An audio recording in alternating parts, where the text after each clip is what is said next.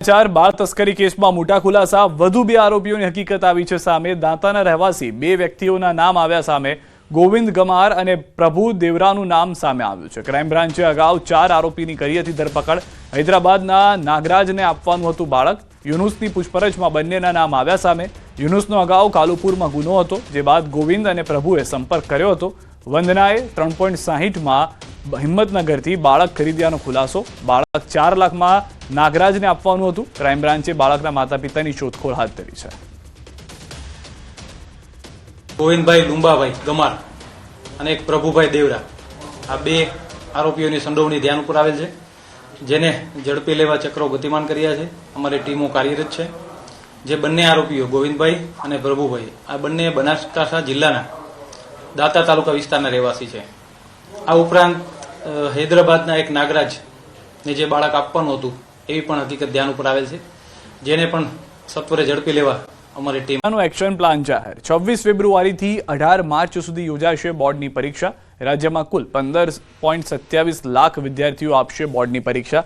ધોરણ 10માં 9.07 લાખ વિદ્યાર્થીઓ પરીક્ષા માટે નોંધાયા। ધોરણ 10માં 3243 બિલ્ડિંગમાં 1006 સેન્ટર પર પરીક્ષાનું આયોજન। ધોરણ 12 સામાન્ય પ્રવાહમાં 5.01 લાખ વિદ્યાર્થીઓ આપશે પરીક્ષા। ધોરણ 12 વિજ્ઞાન પ્રવાહમાં 1.19 લાખ વિદ્યાર્થીઓ નોંધાયા। આ વખતે પ્રથમવાર દિવ્યાંગ વિદ્યાર્થીઓને મળશે વિશેષ છૂટ। 5070 દિવ્યાંગ વિદ્યાર્થીઓ આપશે પરીક્ષા। દિવ્યાંગ વિદ્યાર્થીઓને કલાક દીઠ 20 મિનિટ વધુ મળશે। દિવ્યાંગોને 3 કલાકના પેપરમાં વધારાનો 1 કલાક મળશે। અત્યાર સુધીના આયોજનોમાં તમામ જેટલા સ્ટ્રોંગ રૂમ હોય છે તે તેમનો સ્ટાફ અને તેમની ટ્રેનિંગ એ પૂર્ણ કરવામાં આવી છે।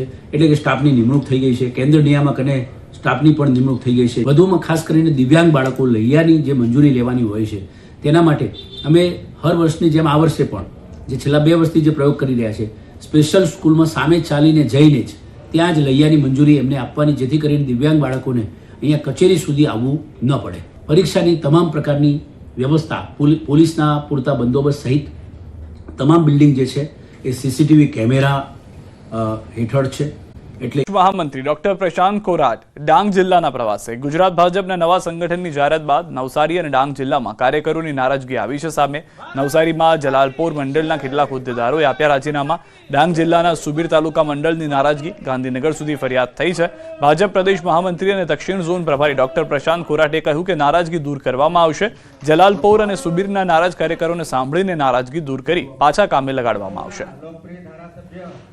નવસારીની અંદર અને સુબીરની અંદર જે કાર્યકર્તાઓએ જવાબદારી મળી છે અને જે રાજીનામું આપ્યું છે એ પાર્ટીના જ કાર્યકર્તા છે।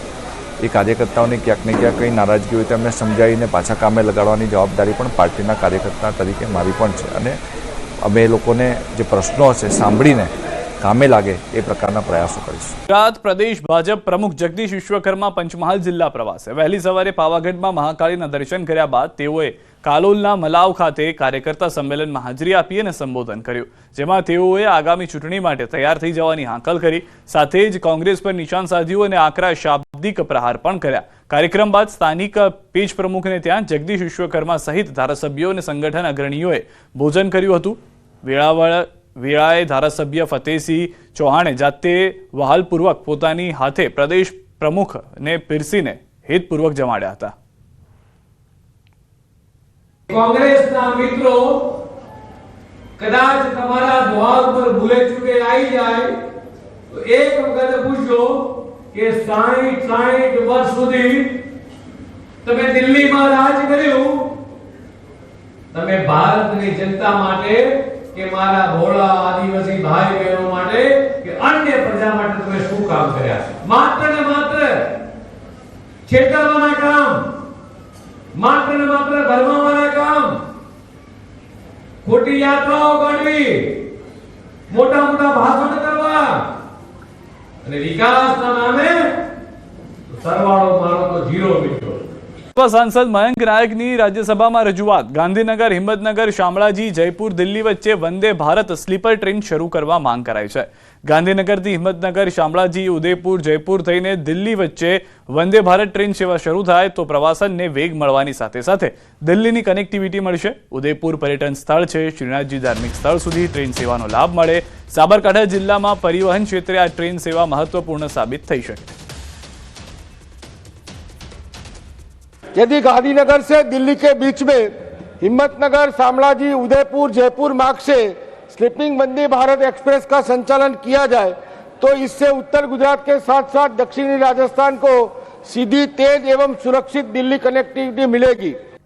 મુખ્યમંત્રી ભૂપેન્દ્ર પટેલ સાણંદ જિલ્લાની મુલાકાતે આણંદ અમૂલ ડેરીએ સહકારી ક્ષેત્રે સ્થાપ્યો નવો કીર્તિમાન એઆઈ આધારિત નવી ટેકનોલોજીનું પ્લેટફોર્મનું લોકાર્પણ રાજ્યના મુખ્યમંત્રીના હસ્તે અમૂલ એઆઈ સહાયક સરલાબેનનું ઉદ્ઘાટન લાખો દૂધ ઉત્પાદકોને પશુપાલકોને 24/7 માર્ગદર્શન મળશે પશુ આરોગ્ય રસીકરણ ખોરાક અને સંવર્ધન અંગે એઆઈ સહાય પૂરી પાડશે અમૂલની આધુનિક આઈટી સિસ્ટમ સાથે પ્લેટફોર્મ સંકલિત કરવામાં આવ્યું છે ગુજરાતના 36 લાખથી વધુ દૂધ ઉત્પાદકોને મળશે સીધો લાભ ડેરી ક્ષેત્રમાં ટેકનોલોજીથી આવક અને ઉત્પાદન વધારવાનો અમૂલનો પ્રયાસ